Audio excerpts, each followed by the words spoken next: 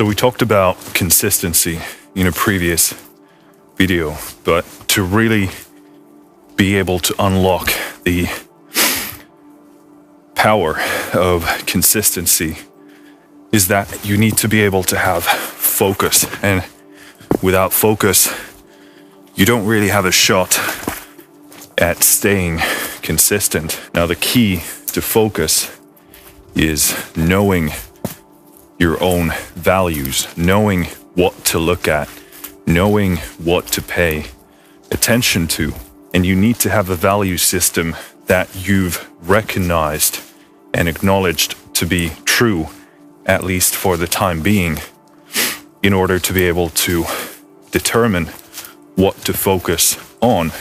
Because otherwise, your focus is going to be all over the place. By far, the most important focus is to focus on yourself. You have to map out the world around you in terms of how it's relevant to you. It's also one of the most difficult things to do and embrace, because it's humbling and potentially embarrassing to focus on minuscule small steps that so many other people seem to have under control. But you don't. It takes humility and patience to actually say, you know, this is what I need to face right now. This is what I need to do. And it doesn't matter whether I'm 1,000 miles behind everyone else. This is what I need to focus on right now to make progress, so that tomorrow or next week or next month or next year, I can do what I couldn't do today. You will need to ask yourself, is it more important that I progress with this thing and that I move forwards to the bigger ultimate goals that I'm actually after? Or do I want to protect my ego in the here and now and maintain and uphold this illusion that I want other people to have of me, so that I can be accepted or approved of at some sort of a level? And ultimately, there is going to be a point where you have to ask yourself, what matters to me more? Is it the short-term acceptance and pleasure that I can experience in the here and now? Or am I willing to sacrifice that for something bigger and better that might exist in the future? So the key to being able to focus on things that bring growth in the here and now and at a consistent basis is the ability to compare yourself to yourself. And many of us have heard a lot of sayings that reflect that sort of the same mentality. Like, today I do what I have to do so that tomorrow I can do what I want to do, or that there's no nobility in being superior to your fellow man, but to be superior to your former self. It's all the same thing, all different aspects of the same concept.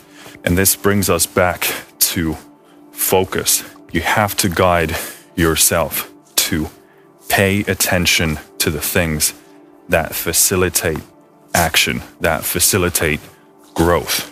So to be able to compare yourself to yourself, quite naturally, there has to be an element of shutting out the things that don't serve you in a given moment. And you don't do that because those other perspectives aren't true. They might very well be true, but they don't facilitate what you need to get done in the here and now. Nothing's gonna change the fact that you are where you are, and nothing's gonna change the fact that there's only a certain set of things that you can and should do in the here and now. And nothing's gonna change the fact that you either do those or you don't, and you either move forward or you don't. It's not that other people's success is irrelevant. It's that it doesn't serve you in any way in those smaller moments when you need to move forward. being aware of other people's success and what other people are doing is very, very important because it tells you where you are. It helps you map out a more realistic picture of the world, of reality.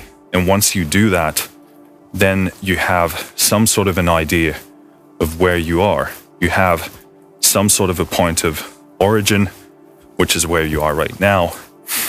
And with that knowledge of where other people are and what they're doing and how they're doing it, then you can map out a trajectory and you can follow that and you can actually move forward instead of blindly following and chasing some sort of vague goals as they come and go past you. And you need to define what your definition of happiness or success is. There's no one else who can do that for you because there are thousands of ways to be successful. Ultimately, what matters is that you have the capacity and the capability to actually authentically define what that means. And once you can do that, then you can map out where you actually are and your trajectory, and then you can pursue that. And on that journey, you're going to have multiple occasions where what you're doing doesn't seem to make sense in the eyes of other people. And it might not make sense to you. Intuitively, you feel like you're supposed to be doing something else because things aren't amazing or glorious, or they don't resemble what you saw someone else do. And you can easily find yourself in a position where you're not quite sure of whether what you're doing is right or wrong.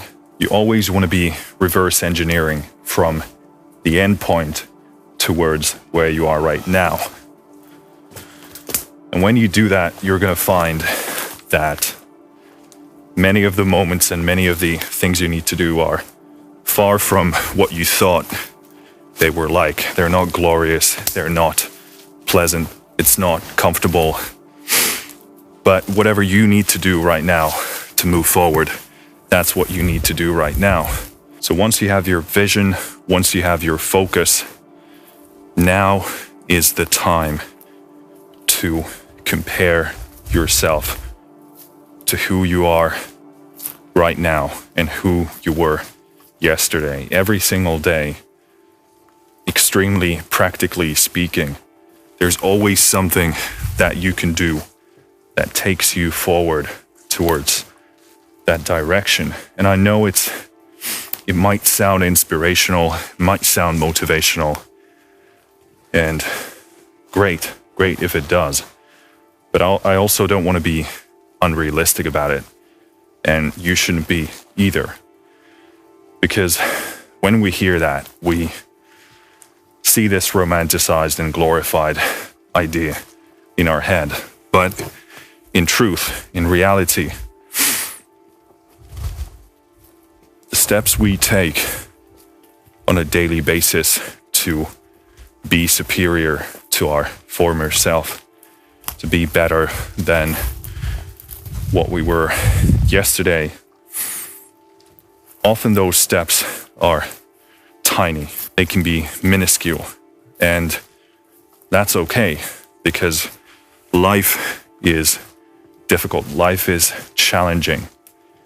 And when we think about these sort of things, we have this ridiculously glorified and overinflated idea of what that means. And usually the biggest reason why people lose faith in concepts like being superior to your former self or comparing yourself only to yourself is that they try and push themselves in ways that are unrealistically sustainable. And instead of asking, what did I do wrong? Or what could I improve so that I could do this thing? They write it off and they say, oh, it doesn't work. It's not realistic. It's not achievable. So oftentimes we bite far too much compared to what we can actually chew. So comparing yourself to yourself and being better than you were yesterday, a big part of it is actually maintaining what you have already now so that you don't allow what you've already built to deteriorate. So really being superior to your former self is largely about maintenance work. It's about upkeeping what you have and then adding bricks on top of that. Because if you try and add too much, then the foundation can crumble and fall. A big part of it is not to fall into further decay and to upkeep and maintain what you already have going well for yourself. There's always fluctuations in what we do. You have good times and you have bad times. And really the key in many cases is, can you be consistent with it? And more often than not, based on what I've observed, the people who are successful in a long-term way are the ones who can endure the darkness the most. It's not only about how good the good times can be, but it's also how good can you make the dark times. So maintain what you have, be mindful of it, be grateful for it, nurture it, fix it, repair it, and build on top of it however you can. Doesn't matter if it's a minor, minuscule step, that is still keeping you on the positive. And the effects of that are gonna exponentially compound into the future. As I've talked about consistency and momentum before, the value of that can't be overstated. And I would take 360 days of tiny, tiny bits of being on the positive than I would take 150 days of extreme crushing, but then have the rest of it be utter shit. I know it can be crushing to look at what other people do and be in awe of their success and glory. And looking at that and then looking at yourself and seeing that there's a massive void between the two, it can be crushing, it can be depressing and crippling, but ultimately nothing's going to change the fact that you are where you are. Nothing is going to change the fact that you always have just a certain set of things that you know you should be doing and things that you can be doing, and that you always have an option of either pursuing those things, doing or not doing. And that's the true state of reality. And you can either embrace it and learn to love it, and through that realize that this life is actually malleable, that there are things that I can do. I can't get everything I want, but there's always something I can do to make things better. And the power of that is immense. And if you can turn that into momentum, then it's going to uncover the truth of how much you can actually change your life for the better. And if you don't accept those things, it's very easy to become bitter and resentful, not only towards other people, but life itself. And I really don't wish that to be the case for anyone, because nothing good comes out of it. And even if there's validity in that perspective, because there are a ton of absurd, crazy things that are happening that could easily not be happening. Even if that's true, nothing's going to change the fact that there's always some sort of actuality in front of you that you need to contend with in order to move forwards. I realize this is a huge topic. There's far more that I'd like to talk about and go deeper into, but hopefully this has served as an introduction to the concept. Finished.